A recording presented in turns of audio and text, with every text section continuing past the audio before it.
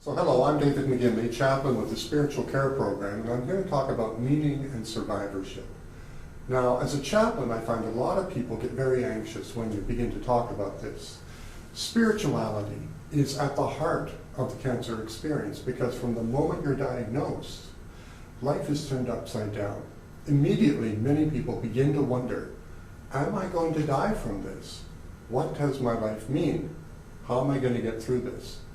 And they really begin to worry about their family members and those they care for. In fact, that's the number one concern that most people have. Number two concern is their own suffering. How will I suffer as I go through the treatment? And the third concern is usually unfinished business. So those are issues all around the meaning that cancer can bring to your life. The fourth issue that people are concerned about is actually dying. So that's down the road. Spirituality, though, is critical to explore in the cancer journey. It is from our spiritual center that we evoke the most meaning in the experience. Cancer threatens your life, even as it's amplifying your life. It's bringing you the gift of your life in a brand new way. So it would be a real tragedy to miss that gift. Exploring your spirituality, whatever your belief system, is critical to using all of your resources and getting through the journey. Now, I like this slide. This is a symbol, a heart wrapped in barbed wire. Lance Armstrong used to say, cancer is a gift wrapped in barbed wire, and that gift is yourself, your own life. But you don't have any wire cutters, and you got to pry this gift open. It's going to be painful, it's going to be meaningful, it's going to be worth it. So here's an example. This is a fellow her name is Joan, and she says, after treatment for breast cancer, I knew my life had changed forever. Nothing could ever be the same. I felt sad at my losses, but I've been given the gift of a new life. So there's an example of how cancer amplifies the gift of your life. Ted found that cancer evoked compassion for others, and it enabled him to reach out in a new way to touch others' lives, and that brought deeper meaning to his own. I never thought this could happen, he says, but cancer has actually become a positive force in my life. That's something only the patient can say. It has given me a chance to make a difference through volunteering. I've met some of the most caring and bravest people in the world. Feeling like others need me gives me strength to keep on living. This is the hero's journey, a spiritual archetype of connecting with the deepest gift and strength within you and going there through your vulnerability and your mortality. Our instinct is to shy away from this homework of life because it scares us. But by going deep into it with compassion, you'll find that you'll connect to a wisdom you didn't know you had, and you will be able to do this. What is spirituality? Now, some people say they have no faith at all, no belief in God or no spirituality, and yet we're all spiritual people. Spirituality is an aspect of our humanity. Here's one definition: an ultimate reality, an inner path, enabling a person to discover the essence of his or her being, the deepest values and meaning by which people live. So this is the kind of homework that's waiting for you, usually after your treatment is finished.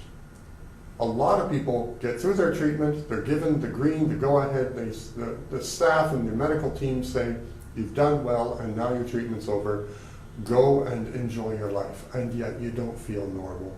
You don't feel that gift of life. You're troubled by how unsettled you remain to feel, even though your treatment is done. Family and friends are thrilled and rejoicing and trying to encourage you. And yet that happiness and joy isn't there. That's normal because your emotional homework at the deepest level is only beginning when your treatments end. This is unwrapping the gift of your life. All of your resources have gone into getting through treatment and coping with disease. And now that you're away from the hospital and away from treatment, now the other homework and emotional resources are going to be needed to deal with that. All that homework rises up now.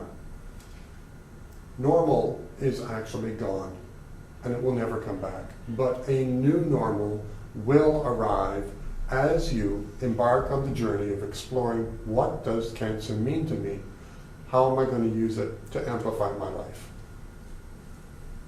So, spirituality is expressed in so many different ways. Primarily, it's expressed through how we love. In fact, I would propose to you that your spiritual health is not determined so much by the content of your belief as it is by the quality of your love. That's worth repeating. Your spiritual health is not determined by the content of your belief as much as by the quality of your love. All healthy religious traditions in the world emphasize this. When you want to explore your spirituality, when you want to bring deeper meaning to your life, focus on your love. Now, not only your love for others, but your love for yourself. Do you completely love and accept yourself? Most people instinctively say, no, I don't. So that's part of the homework that's waiting for you. And I don't speak of love as an emotion. We're talking about love as the highest level of being, the highest evolutionary state of consciousness that you are growing into. Cancer accelerates you on that journey. Spirituality is where the heart of that journey is found.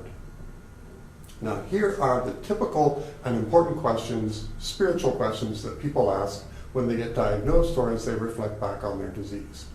Why me? Why did I get cancer? Was it destiny, right? Cancer is part of God's plan. Well, that can raise a lot of anxieties and a lot of questions about the way that the divine may work in your life. Is it fate? Cancer is the inevitable outcome of life choices. Now, this is very common. People continue to reflect back and ask, what did I do to myself that brought cancer on? Was it where I worked? Was it what I was exposed to? Was it